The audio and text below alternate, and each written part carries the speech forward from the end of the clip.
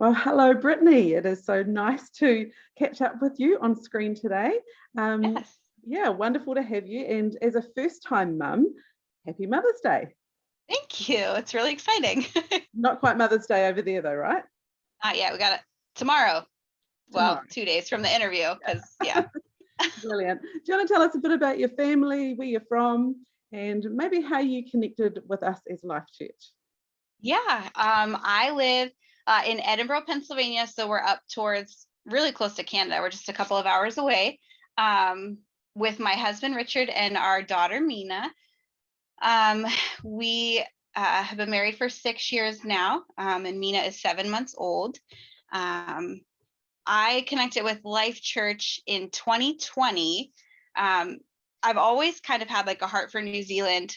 When I was in high school, I tried to take a missions trip there, and the funds ended up falling through to work with some teens and things like that, which I was really passionate about just based on my own story with depression and stuff. I really wanted to love on them. Yeah.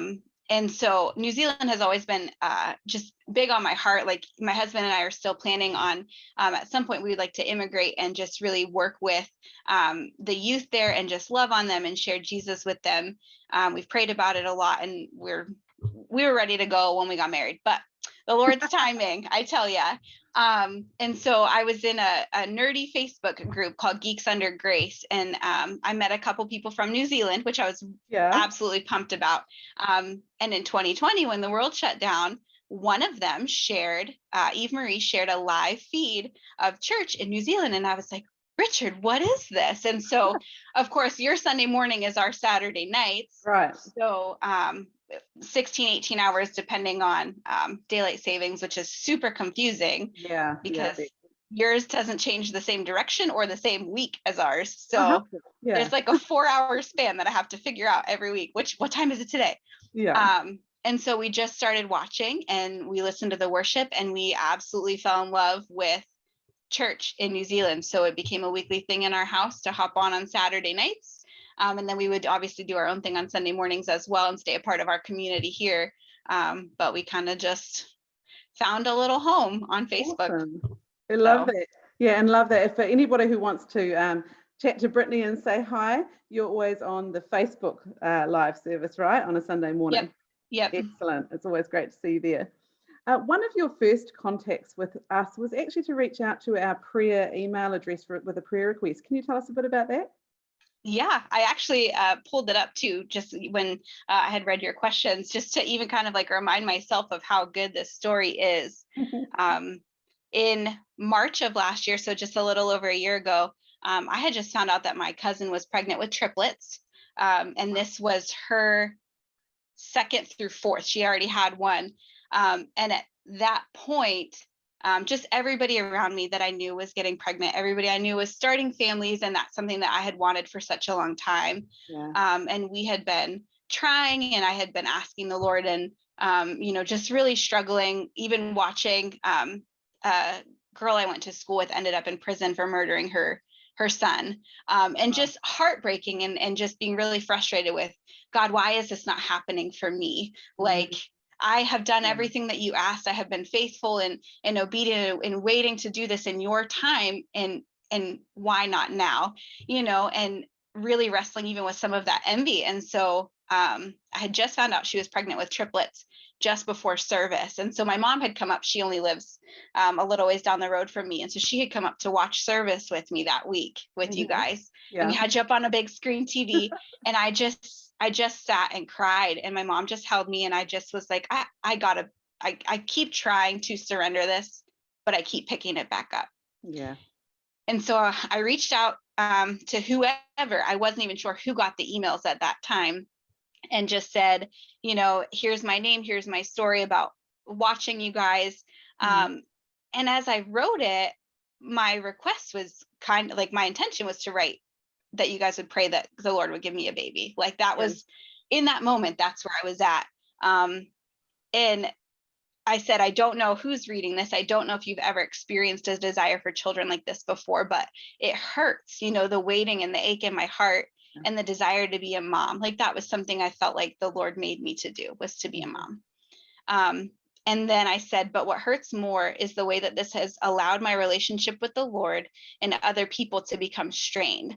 It's hard to fight the bitterness some days, wondering why God has allowed so many people here to have children that hurt and abuse them, feeling angry that I was faithful and waiting like he asked, only to continue hearing no. Struggling to find joy and celebrating with my friends and family members at the news of their pregnancies, plastering on a fake smile at every baby shower, only to find myself sobbing uncontrollably on the drive home. And then it was just funny because I started writing to ask for prayers for a family, and it changed. And I no longer, like, I still wanted that, obviously, but more than anything, I didn't want that to shake my faith. I didn't want that to make me a person who couldn't love others well, to not be able to rejoice with people who are rejoicing, which is what scripture calls us to do. So I just wanted my heart to change about the waiting process. What an amazing revelation in the midst of that, eh? It really was. I was not expecting that at all. It's what came out when I was typing, and I just let it flow. And that really was genuinely my heart, because I feel like there are times where people say, oh, when you stop trying, that's when the Lord will answer your prayer. When you stop trying. And I always rolled my eyes at that. And I'm like, okay, Lord, I'm not trying, wink, wink, like really I am. And that didn't work. So this was, I think, the first moment where it was just a genuine, I'm tired of being so frustrated about this that I can't be happy for the people around me. And I'm tired of the distance and not feeling like I can trust God when I know that I know that I can. I know that he's good. But it just kind of put a strain on that relationship, and I didn't want that anymore. And what you didn't know was that I ended up on the receiving end of that email, and had my own journey through very similar thing to you in terms of not being able to have a child, waiting for so long, wondering where God was in the midst of it, knowing what it was on Mother's Day, even in our church, to be standing there feeling like, why everyone else and not me. So I really resonated with your email and could understand where you were coming from. But I was so impressed as well that, like you say, through the journey of that email, even you got to this conclusion of, actually, the most important thing is my relationship with Jesus and others. So we put your prayer request on our prayer chain and began praying for you. And what happened next? About 3 weeks after that email, it was Good Friday here. I think Easter is the same for you guys. So it was Good Friday for us, which was also our 5th wedding anniversary. I had the day off, and I woke up. I was getting ready to go to the gym still at 6 o'clock in the morning, which I was like, this is dumb. It's my day off. Why am I not sleeping in? And I was like, I do this regularly anyways. I just take regular pregnancy tests every once in a while. Just, I like caffeine. I really like caffeine. And so just to be sure, especially energy drinks, I know they're terrible for you, but I drink them a lot. And so I was like, I always just take them because, hey, I don't want to do anything that would cause any harm to a baby. And I was finally okay that it was going to say not pregnant, because they always said not pregnant.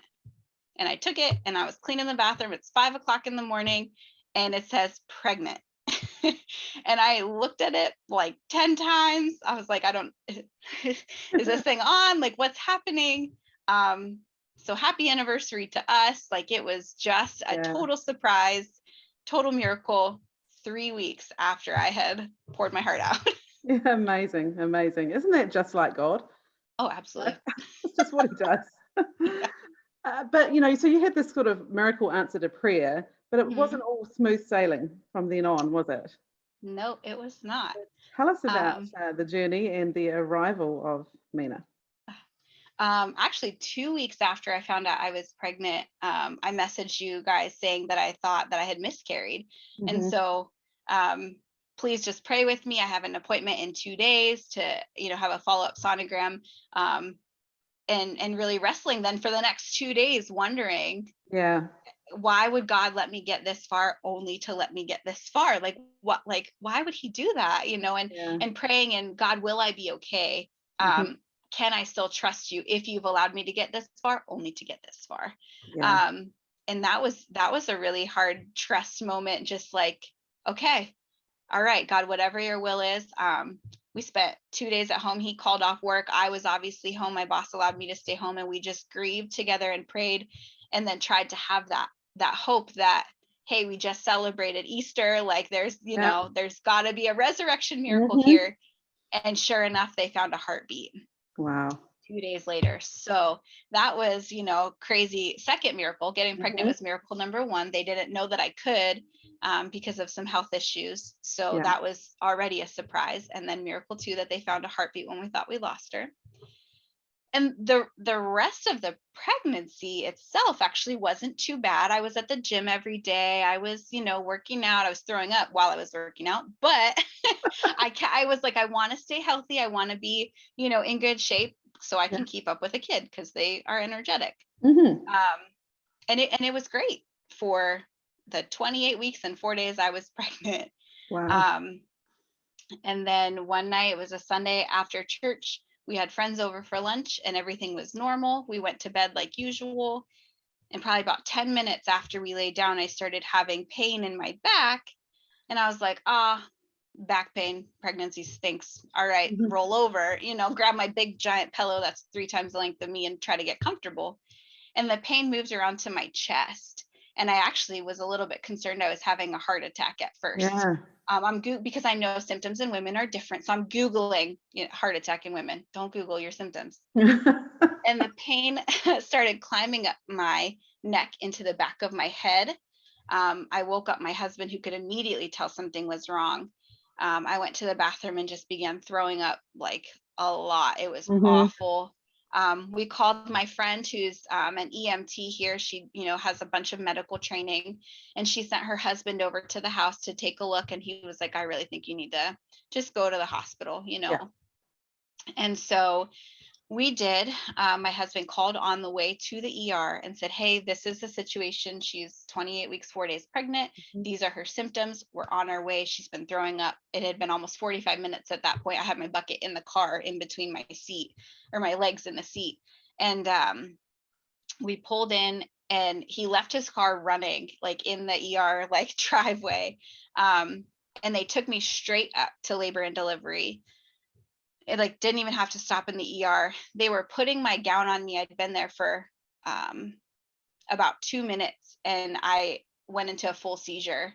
I guess it was my left arm that started jerking. I don't remember really any of it. I kind of started to like lose my vision. In the seizure, I almost bit off like half of my tongue. It was kind of hanging for a couple days, couple weeks while it healed up. And my husband was still there. He caught me from behind. Good man. And great man. And of course he's scared. And I remember, I guess probably as my seizure was starting, hearing him asking me what's happening, and me saying, I don't know, I can't. That's just, so there's kind of like bits and pieces of my memory that are totally gone. They've had to kind of reconstruct everything that happened. And my memory from before is gone. And then even my memory now, like I struggle with things from that seizure.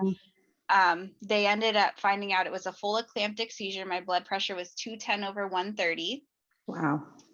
And then I ended up with HELLP syndrome, which I didn't actually know until recently.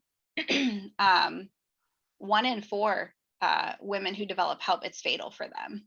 Wow. So I had all of that happening at once. My liver enzymes were sky high and my platelets had tanked. I ended up needing 2 blood transfusions in the hospital. But ultimately, the only way to do anything about HELLP syndrome is to separate mom and baby. Right. That's the only thing that you can do. And obviously, there's a lot of concerns to that because I'm not far enough pregnant to be having a baby.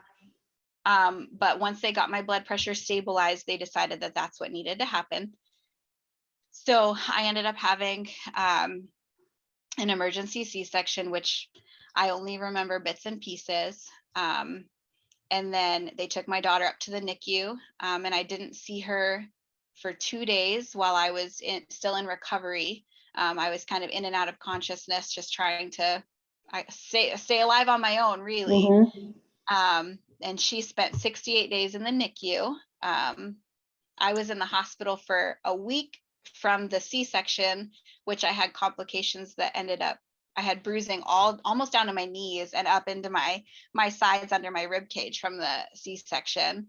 Wow. And then was home for 4 days and went back in with a blood clot in my lung from the C-section. So when I was on that floor, the cardiac ICU floor, I was not allowed to see my daughter without a nurse escort. And obviously with COVID, healthcare workers are very thin. And realistically, on the cardiac ICU floor, I'm the healthiest one there. So my nurses, who were the ones to take me up, didn't have the time because they had other patients who were more severe. So it was really hard. I couldn't hold her for almost a week. And then when you can hold her, you're not allowed to stroke them. Which as a mom, that's, like that's what you do. Natural instinct. Like it's a natural instinct. And me as love language, my love language is physical touch. Like that's what I wanted, but their nerve endings are not developed at that stage. And it actually does more harm. It stresses them out. So I couldn't stroke her. I couldn't, and there's wires and tubes everywhere. Like it just was not at all what I thought that it would be. At all. Certainly not after the miracles you'd received for her in prayer for first to be pregnant and then to get through that. We thought you'd lost her. You kind of think that's enough at that point and that maybe the rest of it would be smooth sailing. Yes, I was kind of hoping at that point we had been through our big scare and that was it. And the Lord had other plans, which it's been a challenge. It's been a season of learning to trust him, but it's been really cool to hear the testimonies that have come out from people who don't normally pray, who are praying for her, or people who do pray, but their faith has been strengthened through her story. It was a long journey. She was 2 pounds, 3.8 ounces, which I don't know what that is for you guys. I think you guys use a very different form of measurement than us, but tiny. She was small. And seeing her now, people are like, oh my gosh, she's so tiny. I'm like, she's huge. Yeah. She's so big. Perspective's a great thing, Yes. Yeah. So Tasha, she's a fighter, right? Tell us a little bit about her name, her full name and what it means. Yes. So her name, Mina, comes from the parable in Luke 19. It's where there's a handful of servants that are entrusted with one small mina, or I guess it's a coin, a talent, I think is the other word that they use. And while the master's away, the servants could choose what they did with it. And some chose to invest it or deposit it and kind of put it to good use and bring about a profit or earn an interest on it. And then they were actually called the foolish servants, hid theirs away for safekeeping. And so it's Luke 19:26 that says, to anyone who has, more will be given. And so obviously when the master comes back, he's not really happy with the ones who kind of just buried it away. And so we have been entrusted with this one precious mina, and she's been given to us to invest in her. We don't want to hide her away for safekeeping. We want the world to see her and to know her. We want to raise her to pursue Christ and grow his kingdom while we wait for him to come back. And we want to honor God with how we're spending our time with Mina and how we're investing in her. And then her middle name, which you and I have talked a little bit about, I actually think the pronunciation is Maya. But the very first time I ever heard it was in a song by Link. He has a bunch of songs, and in the song he says, Kia kaha, kia maia, kia manawa nui, be strong, be steadfast, be willing. And so we've chosen to keep the Maia, even if it's not exactly correct, just because it's fun and everybody loves it. But just that Maori word that means confident and bold and courageous and valiant and brave. And just for her to be a brave warrior, like we didn't name her for 3 days because we really just wrestled with how much value her name had. And we really felt that brave warrior fit her, because literally from the beginning, she has been fighting, even just literally from the very beginning, thinking that we had miscarried her, fighting for life in the beginning, and then now still fighting. We just got home from another 10-day stay. We were life flighted. I got to ride in a helicopter for the first time. Wow. Not the way you wanted to, I'm sure. No, definitely not. Another 10-day stay where she is continuing to fight against all odds with her health and her lung development. We just felt that was really fitting, and she just steps up every day and is constantly amazing the people around her with how far she's come. Yeah, beautiful. I absolutely attest to that name being quite prophetic for her life. She is a real warrior. Would you like to bring her in for a moment? Yeah, absolutely. Yeah, it would be great to see her. Yeah, let me snag my husband. Okay. Oh, look. Here she is.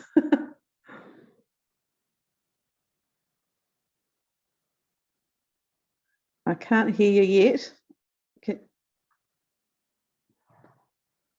Right, we just pulled out a plug. Let's try that. That's it. Can you hear me now? Sure can. Yeah, he was gonna put her in her little New Zealand sleeper, but she was still eating it. We didn't want to get it messy. Hello, Mina. Hi. Oh, hello. The closest I've got to meeting you. Say hello. Gorgeous. Little miracle. Hi. All right. Well, as a first-time mum, Brittany, I've got a couple of questions to ask you that we ask all our first-time mums at church.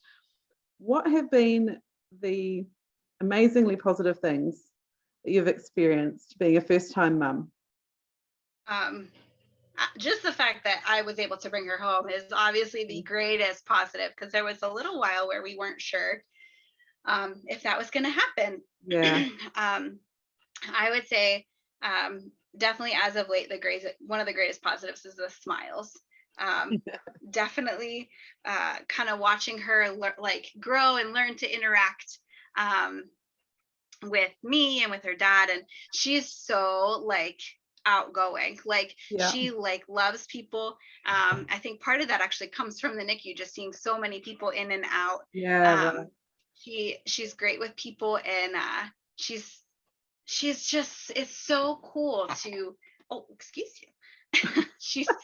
It's just great to almost get to be a kid again through her eyes, seeing everything for the first time, watching her pick something up and be totally in awe of it. And I'm like, really? I put her in a cardboard box the other day and it was the greatest thing ever. She loved it. Yeah. Absolutely. And you got quite a list to choose from, but what have been the hardest things? I definitely think there's been a lot of it that's been hard. I think one of the hardest things has been just the feeling of helplessness in a lot of it, and really it's a good hard because it really forces me to rely on the Lord for sure. But especially this last trip to the hospital, she's old enough now to recognize me and to know who I am. And so when they were trying to do heel sticks for blood samples or get an IV started in her to get her some fluids that she needed, and just those cries that she's not old enough that I can tell her, hey, it's going to be okay, they're doing this to help you, that lack of understanding that she has, and that helplessness of I can't fix it, has been probably one of the hardest things that I have ever experienced, really just wanting to make it better, not being able to. Oh, she's just gorgeous. Well, we need to sign off now, but it's been so great to talk to you and hear more of your story. But before we say goodbye, is there anything you want to say to the Life Church family? Thank you guys so much just for all your love and support, and your prayers through all of this. I know you guys have been faithful prayer warriors, as she's been a little warrior fighting for her life. You guys have been also warriors fighting that same battle with us, and we just are so grateful for everything that you guys have done and continue to do. We love signing in and meeting new people every time we come on. It's really cool to be getting to know you. And hope we get to meet you someday soon. Yes, we hope so too. Well, love to Richard, and you guys have an amazing rest of your night. And we'll catch you later. Okay, thanks. Bye. Bye.